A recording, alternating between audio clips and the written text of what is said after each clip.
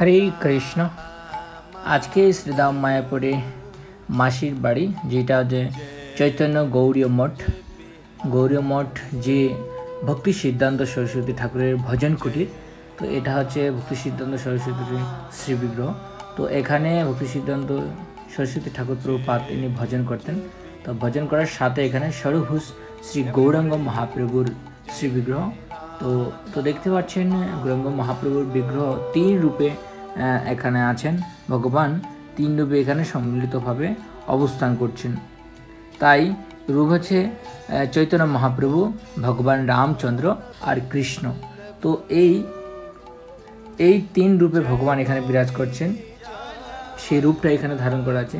তো এটা বিশেষ মহিমা আছে। তো এটা মহিমা বলতে গেলে আমি আলাদা করে ভিডিও অবশ্যই করার চেষ্টা করব। তো আজকে সকলে এটা দর্শন করুন যে ষড়ভুজ রূপ ভগবানের কত অপূর্ব হতে পারে, কারণ তিন রূপে এখানে অবস্থান করছেন।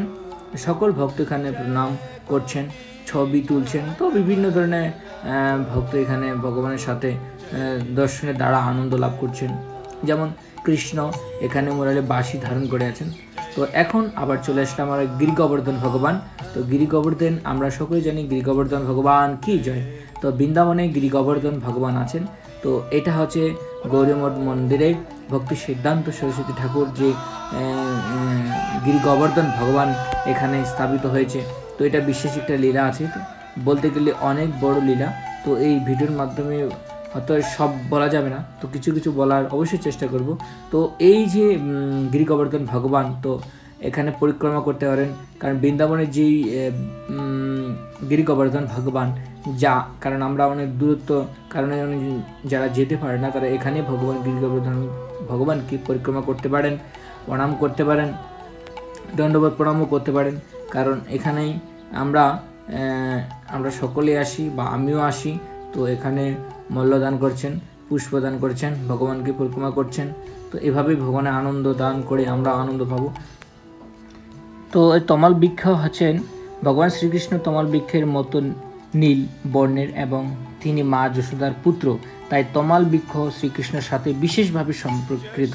তমাল বৃক্ষর ফল সব কিছু ভগবানের সেবায় যুক্ত হয়, কারণ ভগবানের অত্যন্ত প্রিয় এই তমাল বৃক্ষ। কারণ তমাল বৃক্ষ হচ্ছে পবিত্র একটা বৃক্ষ। তো এখন এই তমাল বৃক্ষ যে দর্শন, এটা ভগবানের অত্যন্ত প্রিয়, তার পবিত্র।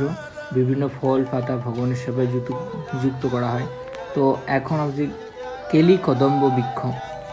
কেলি কদম্ব শ্রীমতী রাধারানী তার সৌন্দর্য মেজাজের সাথে সম্পর্কিত। এই বৃক্ষর বৃন্দাবনে প্রায়শই দেখা যায়, এবং এটি সুন্দর আকর্ষণীয় পরিবেশ তৈরি করে।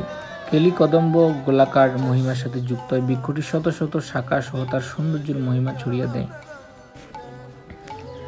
এ হলো শ্রী শ্রী রাধাকুণ্ডের জল মাথায় নিন। তো রাধাকুণ্ড, শ্যামকুণ্ড। তো এই রাধাকুণ্ড যে অপরূপ জল, তো এই রাধাকুণ্ডে যেমন আমরা দেখতে পাই বৃন্দাবনে রাধাকুণ্ড আছে, ভগবান অত্যন্ত প্রিয় রাধাকুণ্ড আর শ্যামকুণ্ড, যেটা এটা রাধাকুণ্ড। তো শ্যামকুণ্ড পরবর্তীতে আছে। তো ওপাশে আছে শ্যামকুণ্ড, রাধাকুণ্ড, শ্যামকুণ্ড। তো আজকে আমি রাধাকুণ্ড দেখার জন্য পেশ করছি, পরের দিন শ্যামকুণ্ড আবার দেখাবো। একসাথে দুটো দেখাতে পারছি না, কারণ বড় আকারে কিছু দেখা যায়, কিন্তু ফুললি দেখাতে হলে একটু সময় লাগবে। তাই আমি আজকে এটা দেখাচ্ছি রাধাকুণ্ড। তো রাধাকুণ্ড সকলেই ভক্তদের এসে প্রণাম নিবেদন করছেন, প্রার্থনা করছেন রাধারানীর কাছে, কেউ আবার ছবি তুলছেন। তো বিভিন্ন ভক্তি দ্বারা রাধারানীকে কীভাবে সেবা করেন তারা সেই